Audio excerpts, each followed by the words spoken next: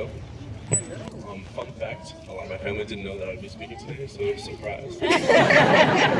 Here I am. But the Murray class of 2015, I'm so happy to be sharing this moment with you today. And for the parents, I'd like to start by saying, parents, family members, friends who've allowed us to be here today, thank you for being here along the way and with us here today. Mom and Dad, Maya and Alea, I love you guys. So, as a grade, we've been through a lot. We've had our ups and downs, but we've also had some really difficult, trying times. From the loss of Isaac's sexy blonde streak in freshman year, to having our Halo privileges revoked in 10th grade, from the emotional roller coaster that was the Project S debacle, thanks to Nam, to the departure of our petite friend that left us after freshman year for blonder, tanner pastures. A moment of silence for our losses. But we rose from the ashes and emerged as the best senior class of 2015 that Marie has ever seen. And here we are today, so congratulations, guys. Although I've been at Murray since second grade, I feel like my journey with this particular class, as it's shaped itself today, really started towards the end of middle school. I remember specifically celebrating a 13th birthday at a dinner with my family, and it was nearing that time of the evening when the presents started to come out. I had asked my first laptop, so when my dad pulled out a Transformer action figure, being the spoiled 13-year-old I was less than impressed, to say the least. But for those of you who are not familiar with Transformers, they are action figures that turn from cars, planes, and trucks into robots that either fight for or against the human race, and they were a big part of my childhood and one of my favorite toys. So my dad, being the philosopher that he was, explained to me that he got the Transformer to celebrate how much I had matured over the past years and all the transformation that was coming in the high school years. So at this point, I thought about going home. Fast forward to another conversation I had with my family around the beginning of high school.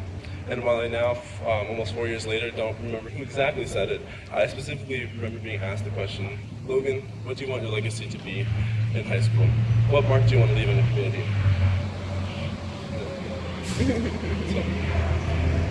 For starters, I knew that I needed to get all the Abercrombie that I had in my wardrobe out to put clothes in. After that, I needed to get good grades, get involved with extracurriculars, make some friends and have some fun, and eventually go off to a good college after I graduated from high school. If the leaving of the mark of the community, if that's something that came along the path, that'd be great, but it definitely wasn't on my immediate to-do list at the time. But as I look at the arc of myself and I grade over the course of the last 4 years, I see how these concepts of transformation and legacy have come into play. In 9th grade, we were cordial, a diverse group of interesting and talented kids. But to me, it felt as if we lacked a great identity. We weren't storied and reckless like the seniors. We weren't super talented and impressive like the juniors. And the sophomores, well, they're just the sophomores at the time. At the time, it seemed like we were just the class of 2015. But over the course of these last 4 years, something began to evolve. Something subtle but powerful. And I realize now that my most potent memories of this class always revolve around us rallying behind another member of the class. Giving Jordan that much needed support when he famously projectile vomited in the movie theater in sophomore year. Showing my Chinese class serious love when they stole the show in junior year talent show. Giving a standing ovation to Charles when it was announced that he'd be a valedictorian. And then finally losing our minds for Naya, Felicia, and Brittany when they really just killed the game with the step team performance. And finally leading them back to the senior lounge that they had performed at the Super Bowl.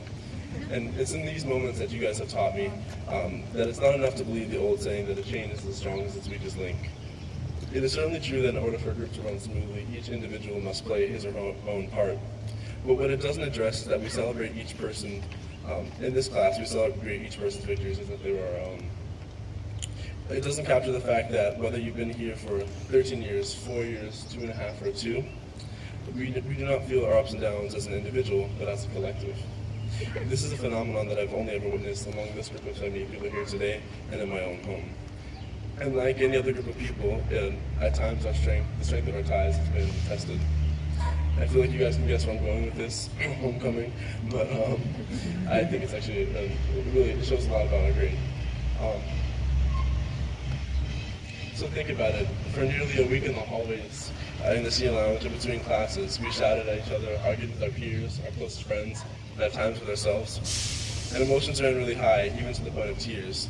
All this happening as the rest of the high school looked on. At one point I thought that Mr. Holt was finally going to swing at us, but fortunately he didn't. And unlike any group of people that I've been around before, we were able not only to affect the classes of Array for years to come, but we did so in a manner that did not fracture the relationships that we worked so hard to build. We showed our parents and teachers that we were ready for adulthood and the difficult interpersonal struggles and hurdles that come along with it. And we showed our onlooking friends in the grade below that you can have really difficult conversations and you can really disagree without losing the unspoken chemistry, the respect, and the trust that make our friendship so meaningful. In fact, we came out of it stronger as a grade than ever. And of course, this need for social action that is so unique to our grade was not limited to the confines of the homecoming events. Whether it was in discussions in school or in clubs or in the classroom or at learns or outside of school or at a local rally, our classes fought for inclusion and social justice in all realms. And as each of you know, at times it's been difficult to maintain this drive. It's hard to communicate your thoughts, and frankly, it just gets tired sometimes, always having to think about how we can make our community and the community outside of it a better place. But there's no doubt that the members of this class have done exactly that. We've taken actions both with ourselves and with the people around us to achieve the goals that we set forth. The leadership of this class of 2015 has shown that we have shown around important issues will prove valuable in a world where our personal relationships or professional and academic relationships at times feel like the Hunger Games, and where a lack of understanding and a fear of difference deny people of their basic happiness, and at times worse. So as I stand here today thinking back on the memories we share, I realize how much the goals I had back in freshman year were more individual, and my thoughts of the concept of legacy and transformation have changed. One might even say they've transformed. You're welcome, Dad. But the grades, the fun, the college, less Abercrombie, all these things I realize now that while they were certainly important to me as an individual, they're not what make up a legacy. Legacy is leaving a place better than how you found it, and in our case, it was showing Marie what it means to be a family, and one that fights for social justice and inclusion. And looking at you all in this moment, I want to just stop for a moment and take it all in. Part of me aches because I know that it's the last time that I'll see you like this, gathered together like the family that we've become. And at times it feels like I'm losing a part of myself. But my heart is as uplifted as it is heavy, because I know that I would not have been able to appreciate this had I not been part of the class of 2015 at Marin. And for that, I cannot thank you enough. So I'm going to do something now that I never thought that I would do. I'm going to do two things. I'm going to, one, end my speech with a quote, I'm sorry, and then two, I'm going to quote a country song. Again, something I never thought I would do. But I heard this morning in my best to get dressed, and I think it's very appropriate for where we are now. It's called See You When I See You by Jason Aldean. So let's don't say goodbye. I hate the way it sounds. So if you don't mind, let's just say for now. See you when I see you, another place, some other time, if I ever get down your way, or you're ever around mine. We'll laugh about the old days and catch up on the new. Yeah, see you when I see you, and I hope it's someday soon. Thank you, guys.